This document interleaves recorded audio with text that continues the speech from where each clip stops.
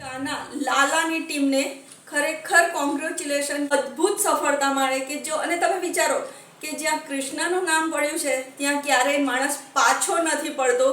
એ આ પરફેક્ટ ઉદાહરણ છે આ લાલો મૂવીનું. તો બસ તમે પણ ચોક્કસથી લાલો મૂવી જોવા જજો ફ્રેન્ડ્સ, અને જોઈ આવ્યા પછી રિવ્યૂ શેર કરવાનું ના ભૂલતા. હાય ફ્રેન્ડ્સ, આજે ભગવાનનો પ્રસાદ બનાવતા બનાવતા મને એક વિચાર આવ્યો કે હું રેસીપી સિવાય એક બીજી વાત તમારી સાથે કરું. તો અત્યારે જે પિક્ચર કે જે મૂવી એકદમ ચર્ચામાં છે, લાલો કૃષ્ણ સદા સહાય દે, ફ્રેન્ડ્સ એ મૂવી વિશે હું વાત કરવા માંગુ છું. તો ખરેખર મૂવી બહુ જ સરસ છે. અને જ્યારે આ મૂવી રિલીઝ થયું ને, અને હું જ્યારે જોવાની મારા ગ્રુપમાં કે મારા હસબન્ડને મેં વાત કરીને, તો એ લોકોને એકવાર તો એવું થયું કે આવા મૂવીમાં શું જોવા જવાનું.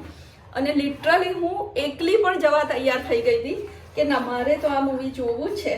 અને મેં ત્યારે લગભગ આજથી 20-25 દિવસ પહેલાં એ મૂવી જોયું, અને ખરેખર મૂવી બહુ જ સરસ છે ફ્રેન્ડ્સ. અને બીજી એક વાત, વડીલો તો જાય છે કારણ કે એમને કૃષ્ણમાં શ્રદ્ધા છે, પણ હું કહું છું કે આ મૂવી ખરેખર ટીનેજર્સ અને યંગ જનરેશને જોવું જોઈએ. એનું રીઝન છે કારણ કે યંગ જનરેશનને તર્ક બહુ આવે કે ખરેખર કૃષ્ણ છે.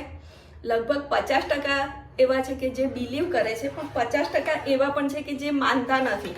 તો ખરેખર એ લોકોએ આ મૂવી જોવું જોઈએ.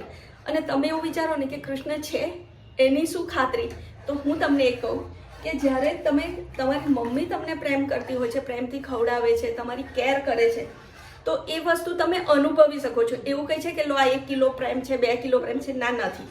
ફૂલોની સુગંધ તમે ક્યારેય જોઈ છે? નથી જોઈ ને, પણ તમે એને અનુભવી શકો છો.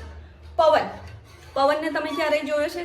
ના, પવનને તમે અનુભવી શકો છો. એવી જ રીતે કૃષ્ણને તમારી આજુબાજુ અનુભવવાની વાત જ તમને આ મૂવીમાં જણાવવામાં આવી છે ફ્રેન્ડ્સ. અને એવું કંઈ નથી કે તથાસ્તુ કહી દેશે ને બધું થઈ જાય, ના, એ તમને હેલ્પ કરે છે. કર્મ તો તમારે જ કરવાનું છે. એક સાદી ભાષામાં આ મૂવીમાં સમજાવવામાં આવ્યું છે.